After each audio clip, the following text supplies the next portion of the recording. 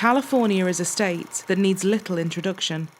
With a population of almost 40 million people, many travel from far and wide to visit the Golden State. Home to glitz and glamour, golden beaches and gorgeous scenery, Silicon Valley and the Hollywood elite.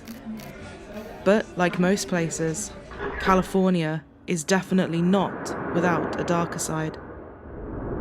Today, we are looking at a series of appalling crimes spanning across 15 years and only reaching a conclusion in 2021. This is the story of the Hollywood Ripper. This story covers almost 2 decades and actually begins in 1993. But sometimes you first must go forwards in order to work backwards. We'll begin today's episode in 2001 in Los Angeles, California. One person that called this place home was 22-year-old Ashley Ellerin, an up-and-coming fashion student finding her way in the hustle and bustle of LA. She was feisty and fearless, and everybody said she was career-focused and determined to be a success. After gaining a place at the Los Angeles Fashion Institute of Design and Merchandising, she started taking extra classes at UCLA and got a part-time job as a dancer out in Vegas. Ashley was working long hours every single day, carving out her own path in the busy city. She was sharing a bungalow with some friends on a nice little street in an idyllic location. Just a short walk away from the Hollywood Walk of Fame. Given her job and the social circles she was running in because of her fashion work, Ashley soon started catching the eye of big Hollywood stars. She briefly dated Vin Diesel and was also romantically linked to Law & Order's Jeremy Sisto, who even flew Ashley over to one of his film sets. In December 2000, she started talking to an actor whose star was rapidly rising in Hollywood, 23-year-old Ashton Kutcher. Currently starring in the hit TV programme That 70s Show, and having just wrapped on the movie Dude, Where's My Car, he and Ashley had met through mutual friends and hit it off right away. February 21st, 2001 was the night of the Grammys, and Ashton was going to an after-party at a friend's house. Ashley and Ashton spoke on the phone, and the pair made plans to hang out after the party. Ashton said he would meet her at her bungalow, and they could go for dinner and drinks. Ashley spent her day catching up with her dad, who was visiting from out of town. After this, Ashley's landlord, Mark, came over to see her. It would later come out that the pair had been seeing each other on and off for a while and slept together that evening. At around 8:30 p.m, Ashton called Ashley to confirm their plans. He told her he was running behind and maybe they should just grab some drinks and pass on dinner. She said that was fine as she was just out of the shower anyway and would slowly start getting ready. At around 10:15 p.m, Ashton called Ashley again, but her phone rang out. He headed over to her bungalow anyway. The lights were on and her car was parked outside. After knocking on the door several times and getting no answer, he peered through a gap in a side window. It looked messy inside, but Ashley had told him she was in the middle of remodeling, so the mess didn't seem too out of place. He could see some red on the floor and assumed it was a glass of wine that she had spilled. As he was later than he initially told her he would be, he thought that she was simply mad at him and had either gone out or gone to bed. With this, he left. The next morning, Ashley's roommate walked in to a frightening scene. Ashley was on the floor outside her bedroom in a pool of blood. She had been stabbed 47 times, with some of the wounds being almost 6 inches deep, and her head was almost severed. Her body was already turning blue, and it was clear that she had been dead for hours. The body of 22-year-old Ashley Ellerin was found by her roommate early Thursday morning. The relatively quiet community was completely stunned. Ashley's death was shocking and on everybody's minds. Her family and friends gave police all the contacts and information they could, but for somebody who was as busy and popular as Ashley, detectives had a lot of names to get through. The only neighbour that could offer them anything said they thought they heard something that sounded like shouting just after 8:30 p.m, but they put it down to a party or a gathering. They hadn't seen anyone coming or going, and apart from the noise, there was nothing else that seemed noteworthy. The police started with the man she was supposed to be seeing that night, Ashton Kutcher. He told them that he was worried, as although he had nothing to do with her death, his fingerprints were on her door handle. They asked him some routine questions, and he was very quickly ruled out. He was shaken and upset about what he now realised he'd seen inside, but he simply couldn't help the police any further. Another person they wanted to talk to was Ashley's landlord, given their relationship, but he was also eliminated from the investigation. The bungalow was very secure and double-gated, and as there was no sign of a forced entry, it meant that she had opened the door to her killer, which implied she potentially knew them. One of the names her friends handed over to the officers was Mike, the furnace man. They didn't know a lot about it, just that he was someone Ashley had complained about pestering her for a while, with some of her friends saying he was creepy, always hanging around, and turning up uninvited. After several months, the Los Angeles Police Department finally landed on a name: Michael Gargiulo.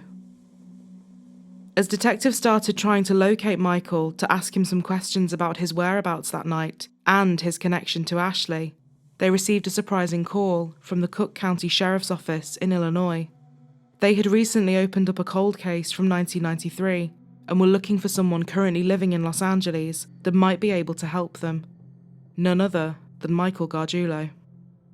The LAPD could not believe what they were hearing and knew this was no coincidence. The Illinois case that was currently being investigated was the 1993 murder of Trisha Pacaccio, an 18-year-old who had been stabbed nearly 50 times on the steps of her family home.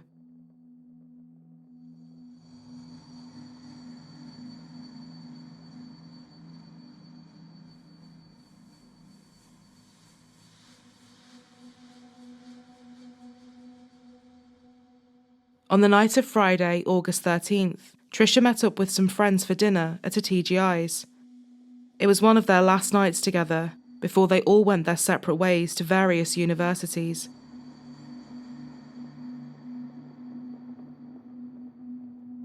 That night, she and her friends stayed together until about 1 a.m, and after dropping her friends home, Trisha drove home herself. Just a few hours later, Trisha's father, Rick, found his daughter dead on the front steps of their home as he left to walk the dog. He said the first thing he saw when he stepped outside were her little tennis shoes, before he fell onto his knees, screaming.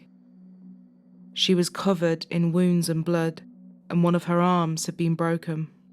She was still clutching her house key in her hand.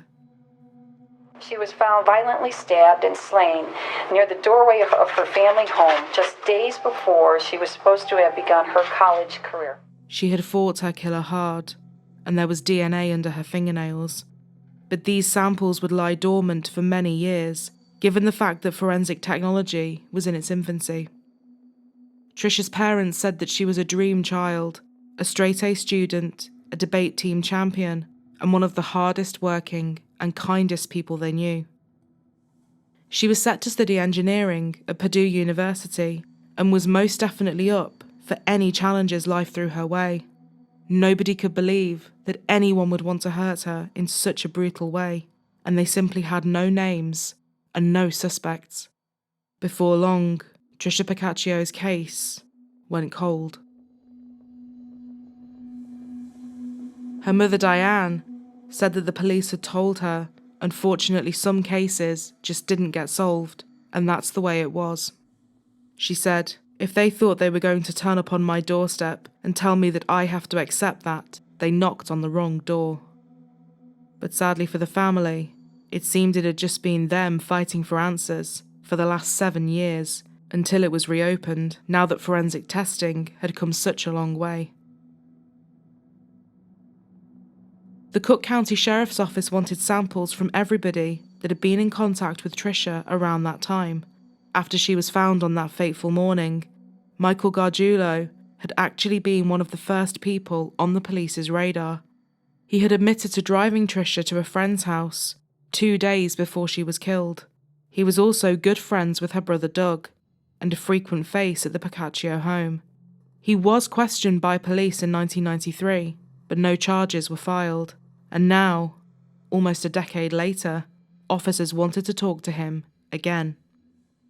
As soon as the murders of Ashley and Tricia were compared, the similarities in the way both women had been killed could not be overlooked. Los Angeles police now needed to find Michael even quicker, and after a few months of looking, they finally located him. The first thing they wanted was a DNA sample. But he refused, saying he had nothing to do with either case, and without a warrant, he wasn't going to hand anything over. With this, the officers had no choice but to leave. They kept tabs on Michael for a while, and when they found out he had briefly been admitted to hospital, they secretly got their DNA sample from there. After a long wait, the results finally came back. Michael Gargiulo's DNA was a positive match to the DNA found under Tricia's fingernails all those years ago. Investigators were so relieved, they went straight to the attorney's office, looking to seek an indictment for murder. The attorney's office, however, refused to take it any further. They said that the DNA could have been exchanged through casual contact, given the fact that Michael knew Tricia and her brother from school. But according to witnesses, Tricia spent the night with many people, including her boyfriend, but the only DNA found on her was Michael's. A second blow came when the LAPD determined that they had no physical evidence tying Michael to the murder of Ashley Ellerin, and they announced that no charges would be filed there either. Detectives had been on the cusp of catching a dangerous killer, and it had slipped through their hands in an instant. But they knew that this had to be their man. They just had to go back through his history and gather as much as they could about his character, prior relationships, and previous crimes. So, who was Michael Gargiulo, and what had led to all of this? Born in 1976, Michael Thomas Gargiulo grew up in a quiet suburb of Glenview, Illinois. He was from a big family, having 7 brothers and sisters. He would tell people he suffered physical abuse at the hands of his father and other siblings, although these claims were never corroborated. As he entered his teenage years, Michael gained a reputation as a bully with a quick and aggressive temper. He was also known to lie compulsively and exaggerate things all the time. One of his friends recalled he could go from being perfectly pleasant to almost inhuman in a split second. Michael soon started getting arrested for things like breaking into unlocked cars in his school and fighting with people. He developed a fascination with the serial killer Ted Bundy and spent countless hours deep in books about forensic science, something he soon took great pride in knowing a lot about. He told people if he ever got caught committing a crime, he would either know how to get himself out of it, or he would lie until he dies. After Tricia was killed in 1993, the Prosecution family started receiving gifts from Michael: a t-shirt for Rick, a restaurant voucher and some flowers for Diane. Michael then showed up at their house, asking to talk to Rick. They said it looked like he wanted to get something off his chest. He waited for him to come home for almost an hour, before abruptly leaving without saying anything. Rick and Diane were so on edge after this strange encounter, they got straight on the phone and told the detectives what had happened. The police did log it, but it was never followed up on.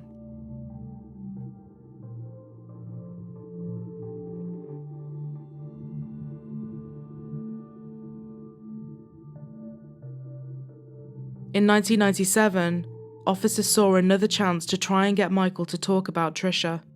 He was charged with stealing a car, and police said if he told them what he knew about Tricia's murder, they could cut him a deal on the charges.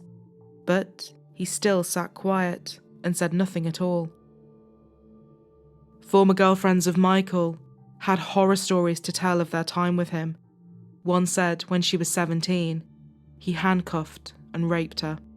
Another one of Michael's exes said he punched her in the face so hard she ended up with a detached retina. He threatened to kill her, saying he would be able to get away with it because of his extensive knowledge of forensics. In 1998, Michael decided he was going to go to LA to chase a dream that many share when they move there. He wanted to be an actor and a model. Your name? Mike Gargiulo, And how tall are you?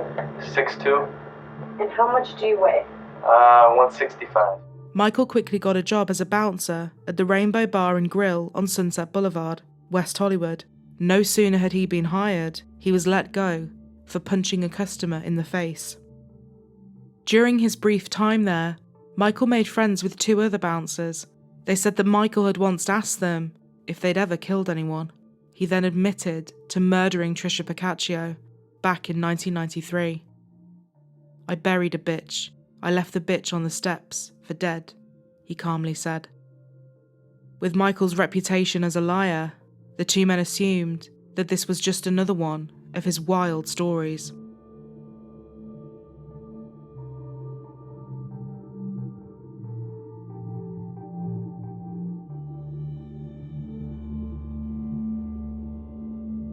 In the fall of 2000, Michael met Ashley Ellerin, who at the time was living just across the street from him in Hollywood.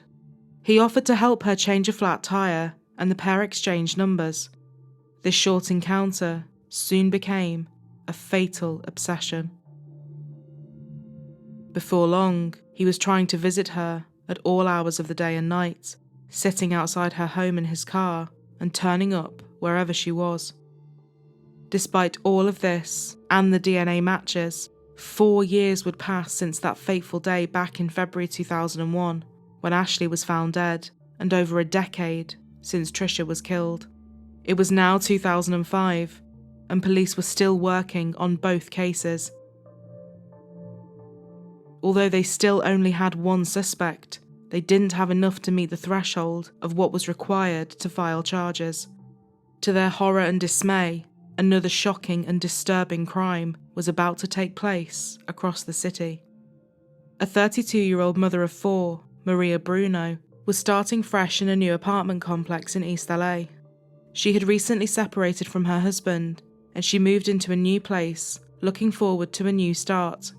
She told everyone she had spent a lot of time choosing the apartment and had picked it because of its security and how safe it felt for her and her young family. She had 2-year-old twins, a 4-year-old, and a 5-year-old. Just 10 days after moving in, on December 1st, 2005, Maria was found dead by her ex-husband, Irving. Her ex-husband found her mutilated body and called 911. Okay. And when I get inside, there's a pool of blood. She had been stabbed 17 times, her throat had been slit, and both her breasts had been cut off. The only clue left at the scene was a blue surgical shoe cover with a small amount of Maria's blood on it.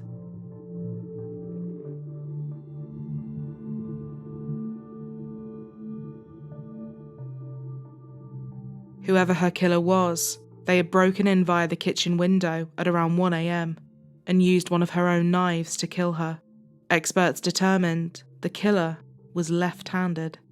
Police's first thought was that Irving might have something to do with it. They had separated on bad terms after their relationship had become more volatile, but Irving said the pair were working on getting their marriage back on track and had even been out for dinner the night before. There were a couple of drops of Maria's blood found inside his car, but he said this was easily explained. While at the restaurant table, Maria cut her finger, and a few employees came to help her as well, corroborating what Irving had said. After police ruled him out, they were left with nothing. One detective said it was almost like she was killed for the sake of it, and they had nothing to go on, apart from hoping there was some more DNA found on the shoe cover. But a few neighbours had their eyes on another man who was living just across the courtyard from Maria at the time. He always acted and behaved oddly, but in the days and hours leading up to her death, he was acting even more strangely than usual.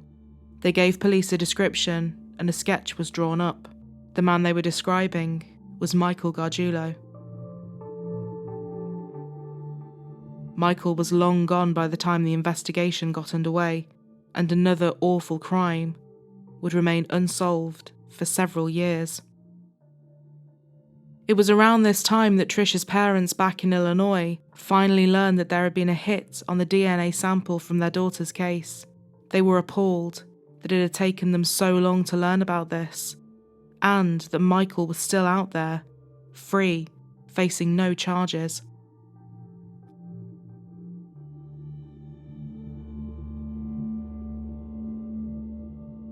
Another 3 years would pass, taking us to 2008. In an apartment complex in Santa Monica lived 26-year-old Michelle Murphy. Late one April night, Michelle woke up to a man in her bedroom wearing a hoodie and a hat. He launched at her and started stabbing her. Michelle was petite, standing at just 5'1", and before she knew it, she was fighting for her life against someone that was completely overpowering her. She grabbed the blade with both hands, trying to get him to lose control of it. She was screaming so loudly, she knew it was a matter of time before someone heard her. In a last-ditch attempt to get him off her, and with all of her remaining strength, she tucked her knees in towards her chest and pushed both legs out at him, causing him to fall off the bed. After this, her attacker ran out of the room saying, "I'm sorry." Michelle was left battered and bleeding on the bed, but she had survived. She called her boyfriend, and he called for help. She told me that she woke up and there were someone on top of her and she forced them off and they ran out. She told me, "We are on our way." The fire department is already on the way and we're on our way. What's this person look like? She's definitely not seeing us in like a long sleeve, like Western kind of way. You never know me this time. How tall he was? He was about, I don't know, like 5'11" or something. Her attacker was left-handed and, fortunately, had been cut with the blade in the fight, leaving his blood in her apartment. Sure enough, when the Santa Monica Police Department ran the blood through the database, they got a match, and it went right back to the DNA that was found under Trisha Paccaccio's nails. And they also realised it matched DNA that was found along the elastic part of the blue surgical shoe cover outside Maria Bruno's apartment. Michael Gargiulo's despicable acts weren't stopping or slowing down, far from it. And finally, with this, after 15 years, his horrific crime spree would come to an end. In June 2008, he was placed under arrest for the attempted murder of Michelle Murphy and held on a $1.1 million bail. A search of his car uncovered many items of evidentiary value, including some blue surgical shoe covers. 3 months later, Michael was also charged with the murders of both Ashley Ellerin and Maria Bruno. However, it would take until 2011 for Michael to be charged with the murder of Trisha Paccaccio too. Because Trisha's case had happened in Illinois and Ashley, Maria and Michelle were all in California, it meant that Michael would have to have 2 separate trials in both states. Michael Gargiulo pleaded not guilty to all charges, and after many pushbacks due to him hiring and firing lawyers and some attempted escapes from prison, in May 2019, his California trial finally got underway. By this point, it had taken Michael longer to go to trial than any other inmate in the history of the LA County Jail. His defense team said he had suffered mental health issues and was unable to recall attacking Michelle, and it was up to a jury to decide if he was sane at the time or not. This would obviously result in a very different possible sentence, so this decision was not made lightly. Well, tonight, a verdict in the sanity phase of the Hollywood Ripper trial. A jury decided Marco Gargiulo was sane when he murdered 2 women and then tried to kill a third. Well, that same jury must now decide whether to recommend that Gargiulo will get a death sentence or life without parole. A jury found Michael Gargiulo sane, and this paved the way for prosecutors to seek the death penalty if he was found guilty. Share comments he made after his arrest led investigators to believe he could be responsible for as many as 10 murders. He's been charged with 2 murders and 1 attempted murder here in LA. Tomorrow, opening statements are expected to start. The methodical and systematic slaughter of women by Michael Gargiulo. That's what this case is about. What you will hear is that Michael Gargiulo, for almost 15 years, was watching, and his hobby was plotting the perfect opportunity to attack women with a knife in and around their homes. From the outset, you will hear that Gargiulo was a neighborhood kid who grew up in suburban Chicago, and he was a husband and a father. What no one knew for many years, however, was that Michael Gargiulo was leading a double life. When the case is put on by the prosecution, I can assure you at the conclusion of that presentation of evidence, you will not find one single bit of physical evidence attributed to Miss Ellerin's death. 36,000 pages of evidence had been gathered, and hundreds of witnesses were called to testify, 2 of which were Michelle Murphy and Ashton Kutcher. 41-year-old actor, he arrived for court this morning in a blue suit, seeming very nervous. Now, he only spoke for about 20 minutes, but his testimony was an important one. He served as a witness for the prosecution. This was the first time he spoke out regarding this case. The prosecution painted a damning picture of Michael Gargiulo. They laid out his patterns of behaviour, his past relationships, the fact he was left-handed, the DNA evidence, and where he lived in relation to all the women.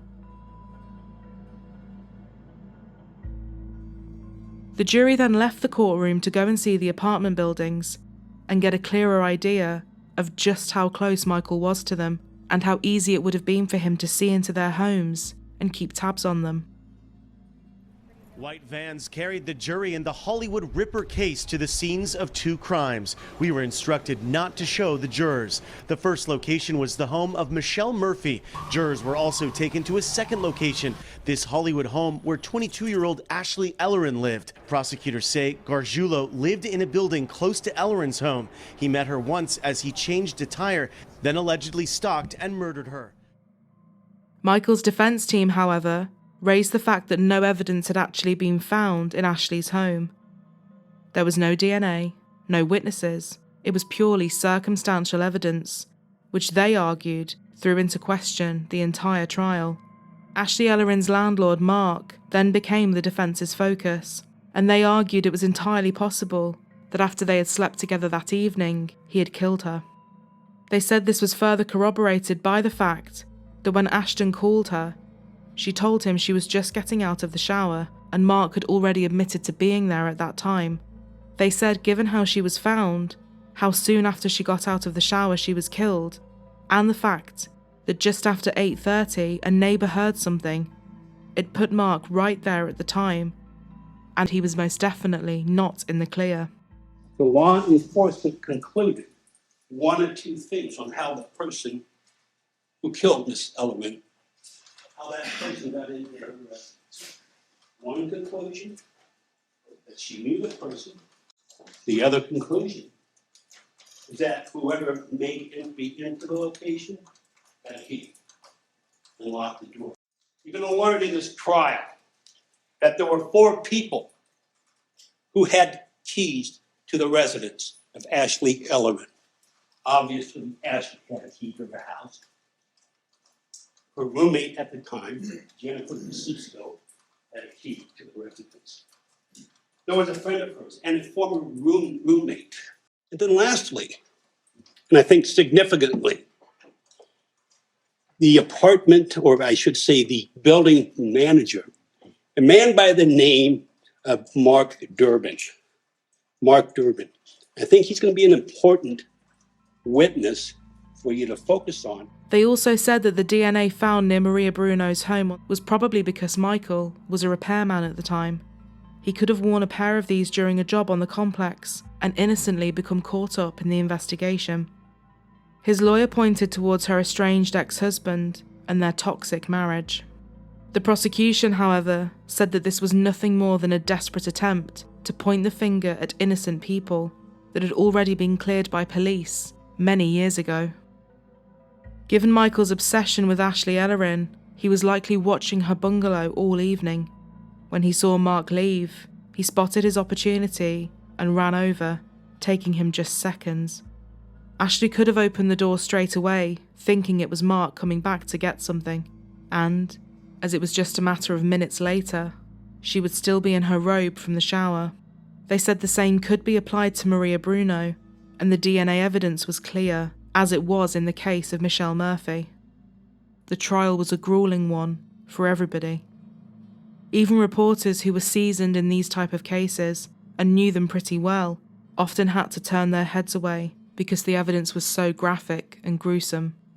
As everything came to an end, it was now up to the jury. Breaking news this morning in the trial of the so-called Hollywood Ripper, Michael Gargiulo has been found guilty on all counts for the violent murders of 2 women in Los Angeles County and the attempted murder of a 3rd woman. Despite the defense's arguments, Michael Gargiulo was found guilty on all charges, and in late 2019, the jury unanimously reached the conclusion that he should be sentenced to death, believing no other sentence was appropriate. Their recommendation was heard and agreed upon. And in 2021, 45-year-old Michael Gargiulo was sentenced to death for the murders of Ashley Ellerin and Maria Bruno. He was sentenced to death. Before the judge handed down his sentence, the lone survivor of Gargiulo's attacks, Michelle Murphy, and Ashley Ellerin's father, told the court how one man destroyed so many lives. He is unlikely to be put to death anytime soon, however, as the state of California has not executed anyone since 2006. And Governor Gavin Newsom halted executions for as long as he is in office. But courts have been working on the assumption that executions may one day resume. Los Angeles Superior Court Judge Larry Paul Fidler said, "In this case, everywhere that Mr. Gargiulo went, death and destruction followed. Ashley's parents, Maria's ex-husband Irving, and Trisha's family, among others, all gave powerful victims' impact statements." "Cynthia, I'm going to tell you something that's the worst thing that you ever heard in your life." And I went, "Well, okay." You know, I never figured something like that. And he said Ashley was murdered.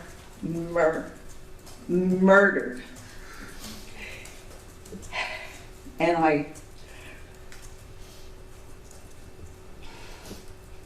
I fell to my knees on the floor, and I started crawling around the bedroom on my hands and knees like an animal, screaming. Your wife, Maria, was murdered in 2005, is that correct? That is correct, sir. When Maria was killed, how many children did you have with her? 4 children. After you found out that Maria was killed, did you have to make decisions as a parent as to what to tell your children? How she was killed? Just as a parent, I felt no need for my children to know specifics. Monster exists among us. How is it fair that one person's actions can destroy the lives of so many? Her room is the same, the bedspread's the same, the bed's the same, the drapes are the same. And my grandkids go in there and play, and that's how I introduced them to Trisha.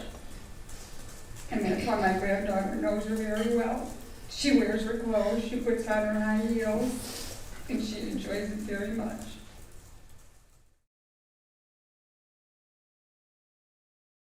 All Michael Gargiulo had to say was, "I'm going to death row wrongfully. I've been framed by tunnel vision detectives." What is the difference of me, Your Honor, wanting to testify and having that ultimate fundamental choice and being denied that because I'm prevented by my attorney telling me he's not going to help me, he doesn't want nothing to do with my testimony, and that you allowed him, Your Honor, to do that? I'm not telling you your job, but it was my assumption as a judge, Your Honor, that it is my ultimate choice. If I want to testify, that's my right. That's very crucial for me to maintain my innocence. And I feel that the court and defense counsel erred and violated my fundamental choice by going further to the point where I had to be asked the second time when I already knew that I couldn't testify because you, Your Honor, and defense counsel blocked that fundamental choice. Michael will now face extradition to begin trial for Trisha's murder, but this date has not yet been confirmed. Officers from all forces that dealt with this believe that unfortunately there will be more victims out there. During one of Michael's police interviews, he gave several partial confessions, alluding to killing at least 10 women, but he refuses to give any further details. The police continue to follow up on leads and tips and hope that a fuller picture will be painted over time and more closure can be found in doing so. They also admit that there were many failings within the investigations and how things were handled. "I can't put a happy face on this because we dropped the ball. No ifs, ands or buts about it," said one of the detectives. When asked about the fact that Cook County prosecutors refused to seek an indictment for Trisha's murder sooner, another detective said, "I'm not privy to everything they have, but I gotta say, if I'd had evidence like that, you'd bet that the LA District Attorney's Office would have had a filing, and these other girls wouldn't be dead. Plain and simple. They wouldn't be dead." For the family and friends that Trisha, Ashley and Maria left behind, the brutal way in which they were killed will forever haunt them. Vibrant, determined young women, all in exciting new places, their lives so cruelly snatched away in such a frightening way. Trisha's father Rick said, "People talk about closure, but there is no closure. That void is always there." And for Michael's former partners who were subjected to such torment, and Michelle who almost died at his hands, their lives are forever changed as well. Michelle said she dreads going to sleep every night and is equally terrified to wake up. The devastation caused to so many people over those 15 years is unimaginable and unfathomable. It is safe to assume that Michael's crimes would have continued had it not been for his capture. The lengths he had already gone to proved he had no limits and knew no bounds, and it is terrifying to think about what could have happened next, and to potentially so many more people.